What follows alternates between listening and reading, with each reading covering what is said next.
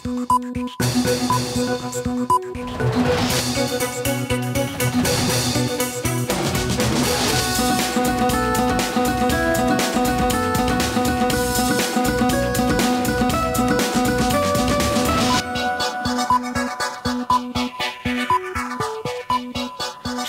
স্বাগত দুপুরের মাছরাঙা সংবাদে। আপনাদের সঙ্গে আছেন আবিলা ফেরদৌস। শুরুতে গার্ডিয়ান লাইফ ইন্স্যুরেন্স সংবাদ শিরোনাম। দেশের উন্নয়ন ও অর্থনীতি পঙ্গু করতেই বিএনপি জামায়াতের এই ধ্বংসযজ্ঞ, বললেন প্রধানমন্ত্রী। সহিংসতায় আহতদের দেখতে গেলেন হাসপাতালে। ভোলায় মেঘনা ও তেঁতুলিয়া নদীর পানি বিপদসীমার ৬৯ সেন্টিমিটার উপরে, নিচু এলাকা প্লাবিত, দুর্ভোগে চরাঞ্চলের মানুষ। সাম্প্রতিক অস্থিতিশীল পরিস্থিতিতে পর্যটক শূন্য হয়ে পড়েছে পার্বত্য জেলা রাঙ্গামাটি। লোকসান গুনছেন এ খাতের ব্যবসায়ীরা। এবার বিস্তারিত সংবাদ। দেশের উন্নয়ন ও অর্থনীতিকে পঙ্গু করার জন্যই বিএনপি জামায়াতের সন্ত্রাসীরা ধ্বংসযজ্ঞ চালিয়েছে, বলেছেন প্রধানমন্ত্রী শেখ হাসিনা। আন্দোলনের নামে যারা তাণ্ডব চালিয়েছে দেশবাসীর কাছে তাদের বিচার চান তিনি। কোটা বিরোধী আন্দোলনে আহতদের দেখতে গিয়ে সকালে রাজধানীর পঙ্গু হাসপাতালে এসব কথা বলেন তিনি। আরও জানাচ্ছেন ইবতিসাম নাসিম মৌ।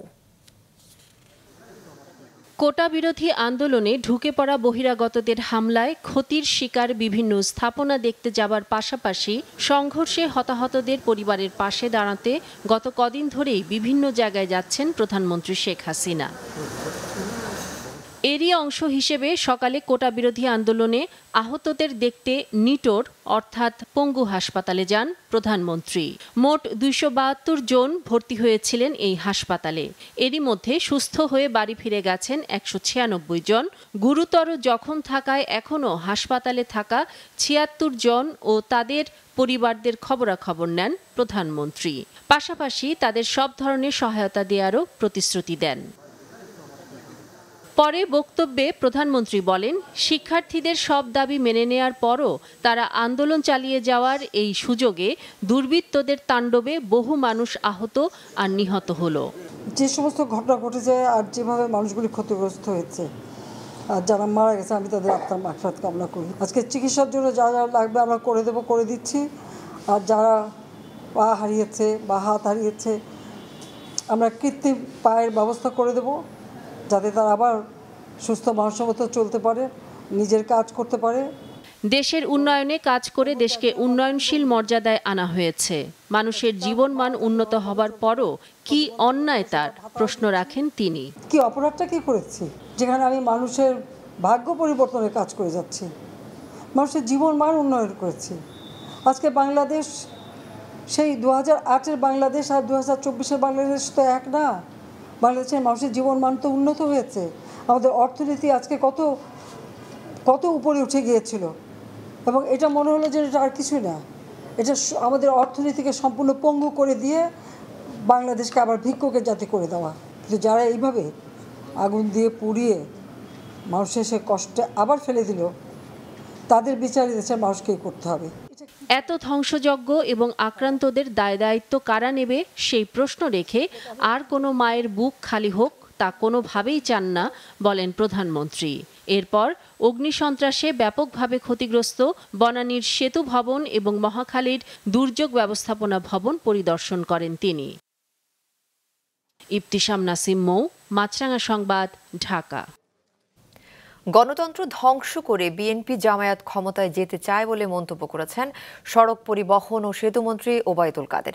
সকালে মহাখালীতে প্রধানমন্ত্রীর সঙ্গে সেতু ভবন পরিদর্শন শেষে সাংবাদিকদের তিনি একথা বলেন।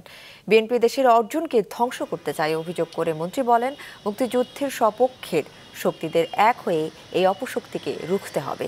তিনি বলেন, হামলায় মারাত্মক ক্ষতির শিকার মেট্রো রেল ও এলিভেটেড এক্সপ্রেসওয়ে পুরোপুরি সংস্কারের পরেই বলা যাবে কবে চালু করা যাবে। রাজনৈতিক মতলবে বিএনপি জামাত এই আন্দোলনে উপর ভর করেছে, ক্ষমতার উদগ্র লিপ্সা তাদের পেয়ে বসেছে। এজন্য আজকে তারা এখন আর গণতন্ত্র মানে না, তারা আগুন নিয়ে নেমেছে এবং আগুন সন্ত্রাস।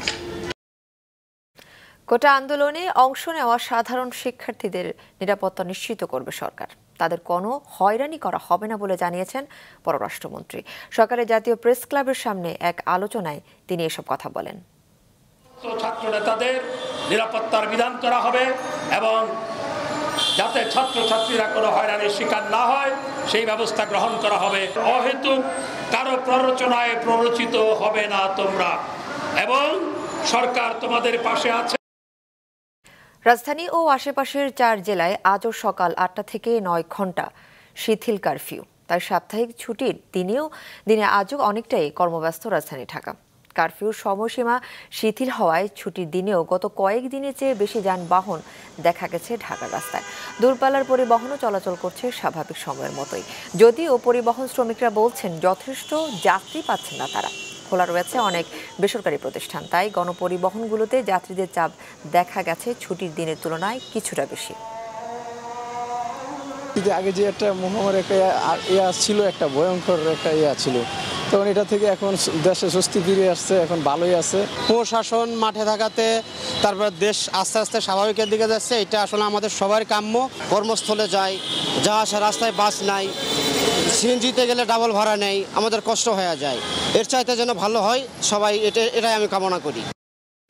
চট্টগ্রামে আজ 14 ঘন্টা কারফিউ শিথিল করেছে প্রশাসন। অফিস, আদালত, ব্যবসা প্রতিষ্ঠানে শুরু হয়েছে মানুষের স্বাভাবিক চলাচল। সকাল 6টা থেকে রাত 8টা পর্যন্ত বিরতি দিয়ে আবারও কারফিউর বলবৎ থাকবে চট্টগ্রামে। এদিকে কারফিউয়ের পরিবর্তিত পরিস্থিতির সাথে খাপ খাইয়ে কর্মব্যস্ত হয়ে উঠেছে বন্দরনগরী। পুরোদমে কাজ চলছে পোশাক সহ বিভিন্ন কারখানাগুলোতে। খুলেছে সব ধরনের ব্যবসা ও বেসরকারি প্রতিষ্ঠান। পর্যাপ্ত গণপরিবহন চলছে নগর ও এর আশপাশের সড়কগুলোতে। চট্টগ্রাম বন্দর কেন্দ্রিক ব্যস্ততা ঘিরে কোথাও কোথাও যানজট দেখা গেছে। চলছে দূরপাল্লার গণপরিবহন ও পণ্যবাহী যানবাহনও। বঙ্গোপসাগরে সৃষ্ট লঘুচাপের কারণে আগামী 30 ও 31 জুলাই দেশের বিভিন্ন অংশে ভারী বৃষ্টি হতে পারে বলে জানিয়েছে আবহাওয়া অধিদপ্তর। সব সমুদ্র বন্দরকে 3 নম্বর স্থানীয় সতর্কতা সংকেত দেখাতে বলা হয়েছে। উত্তর বঙ্গোপসাগর ও এর আশেপাশে গত কয়েকদিন ধরে সৃষ্টি হওয়া লঘুচাপটি পশ্চিমবঙ্গ ও বঙ্গোপসাগরের উত্তর পশ্চিমে অবস্থান করছে। এরই প্রভাবে মাসের শেষে খুলনা, বরিশাল, চট্টগ্রাম ও সিলেট বিভাগের দমকা হাওয়া সহ ভারী বৃষ্টির পূর্বাভাস দিয়েছে আবহাওয়া অধিদপ্তর। তারা জানান, রাজধানীতে আগামী সোমবার বৃষ্টি হতে পারে। অন্যদিকে রাজশাহী ও রংপুর বিভাগের উপর দিয়ে বয়ে যাচ্ছে মৃদু তাপপ্রবাহ। 31 তারিখের দিকে বৃষ্টিপাত, বিশেষ করে খুলনা, বরিশাল, চট্টগ্রাম বিভাগ, সেই সাথে রংপুর, ময়মনসিংহ এবং সিলেট বিভাগে বৃষ্টিপাতের প্রবণতা কিছুটা বেশি হতে পারে। আজকে এবং আগামীকাল সেই চান্স ঢাকাতে কিছুটা হলেও কম, তবে পরের দিন ঢাকাতে বৃষ্টিপাত হওয়ার চান্স বেশি আছে। গাঙ্গেয় পশ্চিমবঙ্গ এবং তৎসংলগ্ন উত্তর পশ্চিম বঙ্গোপসাগর এলাকায় একটি সুস্পষ্ট লঘুচাপ বিরাজ করছে। সমুদ্র বন্দরগুলোতে 3 নম্বর স্থানীয় সতর্কতা সংকেত ইস্যু করেছি। বঙ্গোপসাগরে সৃষ্ট লঘুচাপের প্রভাবে অতি জোয়ারে ভোলায় মেঘনা ও তেঁতুলিয়া নদীর পানি বিপদসীমার 69 সেন্টিমিটার উপর দিয়ে বইছে। এতে প্লাবিত হয়ে পড়েছে বন্যা নিয়ন্ত্রণ বাঁধের বাইরের নিচু এলাকা। দুর্ভোগে পড়েছেন 7 উপজেলার বিভিন্ন চরাঞ্চলের কয়েক হাজার মানুষ। ভোলার প্রতিনিধি হামিদুর রহমান হাসিবের তথ্যচিত্রে ডেস্ক রিপোর্ট। বঙ্গোপসাগরের লঘুচাপের কারণে অতি জোয়ারের পাশাপাশি রয়েছে উজানের পানির চাপ। এতে বেড়েই চলেছে মেঘনা নদীর পানি। অস্বাভাবিক জোয়ারের পানিতে ভোলায় সদর উপজেলার রাজাপুর ও ধনিয়া ইউনিয়ন প্লাবিত হয়েছে। সকাল ও বিকাল 2 থেকে 3 ফুট উচ্চতার জোয়ারের পানিতে ডুবে ও ভাসে প্রায় 5000 পরিবারের ঘরবাড়ি। এতে বাসিন্দাদের ব্যাপক ক্ষতি হচ্ছে। আমাদের ঘরদর সব ডুবে যায়, ক্ষতিগ্রস্ত। আমরা পুরো অসুবিধা আছি, রাঁধতে পারি না, বাড়তে পারি না, সব লার্কি নাই, লুরকি নাই, সবাই আমরা বিদ্যা বুড়িয়া গেছি সব। আমরা রাত্রে ঘুমাইতে পারি না, অতিরিক্ত পানির কারণে। জোয়ারের পানি এলেই বন্ধ থাকে পরিবারগুলোর রান্নাবান্না। অনেকের ঘরে থাকার উপায় থাকে না। চরাঞ্চলে এমন প্লাবনে গোখাদ্যের সংকট দেখা দিয়েছে। বছরের পর বছর এ অবস্থা দেখা দিলেও কোনো পদক্ষেপ নেই কর্তৃপক্ষের, অভিযোগ এলাকাবাসীর। জলোচ্ছ্বাসের এই ভোগান্তিটা আমরা পাইতে হয় আসলে মে মাসের শেষের দিক থেকে আগস্ট পর্যন্ত। ওই সাইডে বেরি বাঁধে তো আমাকে সমস্যা হতো না, পানিটা রুখতো না। জোয়ারের পানি থেকে রক্ষার জন্য বেড়িবাঁধ নির্মাণের দাবি স্থানীয় চেয়ারম্যানেরও। ইউনিয়নের চেয়ারম্যান হিসাবে আমি আবেদন করব বাকি 10 কিলোমিটার বেড়িবাঁধ অতি দ্রুত বাস্তবায়ন করে এই প্রায় 5,000 পরিবারকে পানিবন্দী জীবনযাপন থেকে রক্ষা করার জন্য। জোয়ার ভাটায় ডুবে ও ভাসে জেলার দৌলতখানের মদনপুর, মেদুয়া, হাজিপুর, তজুমুদ্দিনের চর জহিদুদ্দিন, চর মোজাম্মেল, লালমোহনের কচুয়াখালীর চর, চর ফ্যাশনের ঢালচর, চর পাতিলা ও মনপুরার কলাতলি চরের বেশিরভাগ এলাকা। পানির লেগে কোনো কাজ কাম কিছু না, ভাত খানাও বন্ধ হয়ে যায়, সব বন্ধ হয়ে যায়, ঘর বাড়ি পানি উঠা কোনো কিছুই ফাইনা পাইতাছি না সরকারের জন্য। এই যে গরুটি লইয়া এখন মনে করেন এই রাস্তার উপরে রয়েছে, এই রাত করে এই গরু কে পাহারা দিব? অতি জোয়ারের পানি থেকে রক্ষা পেতে বেড়ি বাঁধ দেওয়ার বিষয়ে সম্ভাব্যতা যাচাইয়ের কথা জানিয়েছে স্থানীয় পানি উন্নয়ন বোর্ড। নিম্নাঞ্চলের যে অংশটুকু বেড়িবাঁধের বাহিরে, এটা আসলে সেটব্যাক এতই কম যে বিশেষ করে মেঘনার পাড়ে ধনিয়া বা শিবপুর এলাকায় যে ওখানে নতুন করে আপাতত বেড়িবাঁধ দেওয়ার পরিকল্পনা নেই। তবে ভবিষ্যতে আমরা এটা ফিজিবিলিটি স্টাডি করে দেখব যে কি ধরনের কাজ হাতে নেওয়া যেতে পারে। পূর্ণিমার জোর প্রভাবে মেঘনা ও তেঁতুলিয়ার নদীর পানি গত কয়েকদিন ধরে বাড়ছে। মাছরাঙা নিউজ ডেস্ক। আন্দোলনের নামে চালানো হামলায় দেশের যে ক্ষতি হয়েছে তা অপূরণীয় বলে মন্তব্য করে জাতীয় পার্টির একাংশের প্রধান পৃষ্ঠপোষক বেগম রওশন এরশাদ বলেছেন, দুর্বৃত্তদের দ্রুত আইনের আওতায় আনতে হবে। ক্ষতিগ্রস্ত রাষ্ট্রীয় বিভিন্ন স্থাপনা পরিদর্শন শেষে তিনি কথা বলেন। সকালে মহাখালীর দুর্যোগ ব্যবস্থাপনা অধিদপ্তর ও সেতু ভবন পরিদর্শন করে জাতীয় পার্টির একাংশের একটি প্রতিনিধি দল। এরপর তারা ঢাকা মেডিকেলে চিকিৎসারত আহত ব্যক্তিদের দেখতে যায়। এ সময় রওশন বলেন, আহত ও ক্ষতিগ্রস্তদের পাশে থাকবে জাতীয় পার্টি। এই ক্ষতিগ্রস্তদের দেখতে হবে, প্রধানমন্ত্রীর কাছে বলতে হবে এই ক্ষতিগ্রস্তদেরকে যথেষ্ট পরিমাণে সাহায্য সহযোগিতা করেন। দুজনের ভূমিকা বলে তো আমি দেখতে এসেছি, একটা দেখে যা দরকার তা করবো ইনশাল্লাহ। ক্ষয়ক্ষতি করেছে এবং এটা দেশের ক্ষতি হয়েছে। প্রতি বছর বর্ষায় রাঙামাটির মোহনীয় রূপ দেখতে ভিড় বাড়ে পর্যটকদের। এবার দেশে অস্থিতিশীল পরিস্থিতি সৃষ্টি হওয়ায় প্রায় পর্যটক শূন্য এই জেলা। এতে লোকসান গুনছেন এ খাতের ব্যবসায়ীরা। রাঙামাটি প্রতিনিধি শঙ্কর হোড়ের পাঠানো তথ্যচিত্রে desk report. Symbol of Rangamati খ্যাত ঝুলন্ত সেতুর বর্তমান অবস্থা এটি। নেই পর্যটকের কোলাহল, শূন্য পড়ে আছে সেতুর পাশে ঘাটে বাঁধা ট্যুরিস্ট বোটগুলো। পর্যটক নিয়ে হ্রদে বেড়ানোর বদলে ঘাটেই দিন কাটছে ইঞ্জিন চালিত নৌকাগুলোর। একই অবস্থা জেলার অন্যান্য বিনোদন কেন্দ্রগুলোর। পাহাড়ে বর্ষার রূপ দেখতে প্রতি বছর এই সময়ে ভিড় করেন পর্যটকরা। অথচ এবার দেশে অস্থিতিশীল পরিবেশ তৈরি হওয়ায় মন্দা পর্যটন ব্যবসায়। আটকে পড়া পর্যটকরা বিশেষ পাসে রাঙামাটি ত্যাগ করতে পারলেও নতুন পর্যটকের দেখা নেই। কবে স্বাভাবিক হবে পরিবেশ তাও অনিশ্চিত। হতাশা নিয়ে দিন পার করছেন পর্যটন সংশ্লিষ্ট ব্যবসায়ীরা।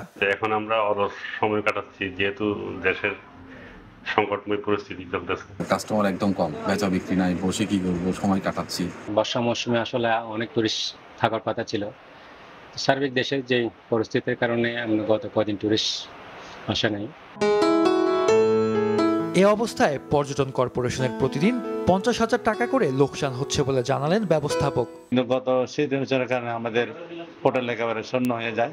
এ কারণে আমাদের প্রায় আনুমানিক গড়ে প্রতিদিন 50,000 টাকা ক্ষতি হয়েছে। উদ্ভূত পরিস্থিতিতে জেলার পর্যটন খাতে 4 কোটি টাকা ক্ষতির কথা জানালেন চেম্বার প্রেসিডেন্ট। রাঙ্গামাটি পার্বত্য জেলায় পর্যটন খাতে এবং পর্যটন সংশ্লিষ্ট যারা আছে সবকিছু মিলিয়ে প্রায় 4 কোটি টাকার উপরে এখানে ক্ষতি হয়েছে। অস্থিতিশীল পরিস্থিতি কাটিয়ে আবারও পর্যটন কেন্দ্রগুলো মুখরিত হয়ে উঠবে এমনটাই প্রত্যাশা ব্যবসায়ীদের। মাছরাঙা নিউজ ডেস্ক। চলমান সহিংসতা ও নাশকতায় ইন্টারনেট বন্ধ বা ধীর গতির কারণে পাবনায় বিপাকে পড়েছেন 4 শতাধিক ফ্রিল্যান্সার। জেলার ফ্রিল্যান্সার ডেভেলপমেন্ট সোসাইটির হিসাবে গত 10 দিনে জেলায় এ খাতে লোকসানের পরিমাণ প্রায় 5 কোটি টাকা। প্রতিনিধি শহীদুল ইসলামকে সাথে নিয়ে উৎপল মিডিয়ার রিপোর্ট। তথ্য প্রযুক্তির উন্নয়ন ও ডিজিটাল বাংলাদেশ গড়ার প্রত্যয় সরকারি পৃষ্ঠপোষকতায় সারা দেশের মতো পাবনাতেও ব্যাপকভাবে বিকশিত হয়েছে আউটসোর্সিং খাত। আইসিটি মন্ত্রণালয়ের তত্ত্বাবধানে এ জেলায় প্রায় 400 বেকার যুবক প্রশিক্ষণ নিয়ে শুরু করে আউটসোর্সিংয়ের কাজ। সাম্প্রতিক নাশকতার কারণে প্রায় 1 সপ্তাহ ইন্টারনেট বন্ধ এবং পরবর্তীতে নেট এলেও ধীর গতির কারণে চরম লোকসান গুনতে হয়েছে তাদের। আমাদের এই ইন্টারনেট সমস্যার কারণে ক্লায়েন্ট সম্ভবত আর কিছুদিন গেলেই হয়তো অন্য দেশ থেকে ডেভেলপার হায়ার করবে। এটা আমাদের জন্য খুবই মারাত্মক একটা ক্ষতির কারণ হয়ে দাঁড়াচ্ছে। রানিং প্রজেক্টগুলো আমরা হারিয়ে ফেলতেছি এবং ফিউচার যে কোনো নতুন প্রজেক্ট আমরা নিব সেটাও আমরা নিতে পারতেছি না, যার কারণে দেখা যাচ্ছে আমাদের আর্নিংটা টোটালি স্টপ হয়ে গেছে। আর এটা থেকে আমি মনে করি আমাদের মতো সরকারও রাজস্ব থেকে বঞ্চিত হচ্ছে। কাজ না করলে পরেও আমাদের দেখা যাচ্ছে যে মান্থলি মাস শেষে সবাইকে স্যালারি দিতে হচ্ছে। এ জেলায় এ খাতে গড়ে উঠেছে প্রায় 20টি ডিজিটাল আউটসোর্সিং কোম্পানি। এসব কোম্পানি থেকে প্রতিদিন গড়ে আয় হয় প্রায় 50,000 মার্কিন ডলার, যেখান থেকে সরকার রাজস্ব পায় প্রতিদিন প্রায় 7.5 থেকে 8,000 ডলার। প্রায় 400 জন মানুষ আমাদের এই ফ্রিল্যান্সিং খাতের সাথে পাবনা জেলায় যুক্ত আছে এবং তারা প্রতিদিন গড়ে প্রায় 50,000 ডলার ইনকাম করে এবং আমরা নেট থেকে সম্পূর্ণ বিচ্ছিন্ন থাকার কারণে আমাদের এই ডলার ইনকাম ব্যাহত হচ্ছে। আমাদের বিদেশি ক্লায়েন্টদের সাথে কোনোভাবেই যোগাযোগ করতে পারছি না, অনেক চেষ্টা করে কোনোভাবেই যোগাযোগ করতে পারছি না। আমাদের অনেকগুলা প্রজেক্ট পেন্ডিং আছে, অনেকগুলা প্রজেক্ট অলরেডি ক্যান্সেল হয়ে গেছে, যার কারণে আমরা আর্থিকভাবে খুবই ক্ষতির সম্মুখীন হচ্ছি। নেট বন্ধ থাকায় ফ্রিল্যান্সারদের ক্ষতি হয়েছে প্রায় 5 কোটি টাকা। বাতিল হয়েছে অনেক অর্ডারও। নেটের ব্যাঘাত ঘটার পরে আমাদের কাজ অনেক হ্যাম্পার হচ্ছে, আর এতে করে আমাদের দেশের বাইরে যে ক্লায়েন্টগুলো আছে তাদের সাথে আমরা যোগাযোগ করতে পারতেছি না। ক্লায়েন্ট হারাচ্ছি কন্টেন্ট আপলোড না দেওয়ার ফলে। যত দ্রুত সম্ভব ইন্টারনেট আসলে আমাদের ভালো হয়। আমাদের কাজ মূলত অনলাইন ভিত্তিক এবং অনলাইন ভিত্তিক থাকার কারণে নেট না থাকায় আমরা কাজ করতে পারছি না। এখন নেটের প্রবলেমের কারণে আমাদের প্রতিদিন বাড়ি ফিরে যেতে হচ্ছে, যার কারণে আমাদের প্রচুর লস হচ্ছে। এ ক্ষতি পুষিয়ে নিতে সরকারি সহযোগিতা কামনা করেছেন স্থানীয় ফ্রিল্যান্সাররা। উৎপল মির্জা, মাছরাঙা সংবাদ, পাবনা। সংবাদে নিচ্ছে বিরতি, ফিরে এসে আরও থাকছে। নরসিংদী জেলা কারাগারের ক্ষয়ক্ষতি নিরূপণ করে এটি দ্রুত ব্যবহার উপযোগী করা হবে বলে জানিয়েছেন ঢাকা বিভাগীয় কমিশনার মোহাম্মদ সাবিরুল ইসলাম। সকালে কারাগার পরিদর্শনকালে তিনি আরও বলেন, দ্রুত সময়ের মধ্যে ক্ষয়ক্ষতি নিরূপণ করে কারাগারটি ব্যবহারযোগ্য করতে প্রয়োজনীয় ব্যবস্থা নিতে সরকারকে পরামর্শ দেওয়া হবে। এ সময় অতিরিক্ত কারা মহাপরিদর্শক, নরসিংদী জেলা প্রশাসক, পুলিশ সুপার ও র্যাব 11 এর সিও সহ অন্যরা উপস্থিত ছিলেন। ব্যবহারযোগ্য করতে যত দ্রুত করা যায় সেই বিষয়টা দেখার জন্য মূলত আসা, এবং সেই বিষয়টা নিয়ে আমরা সরকারকে পরামর্শ দেব। আমার ইঞ্জিনিয়াররা ইতিমধ্যে বসছেন, ঠিকাদারের সাথে কাজ চলতেছে, ঠিক আছে। ঠিকাদার যত দ্রুত সম্ভব চালু করা যায় সেই বিষয়টা নিয়ে আমরা ব্যবস্থা নিচ্ছি। দুপুরের সংবাদ শেষ করছি, যাবার আগে গার্ডিয়ান লাইফ ইন্স্যুরেন্স সংবাদ শিরোনামগুলো আরও একবার।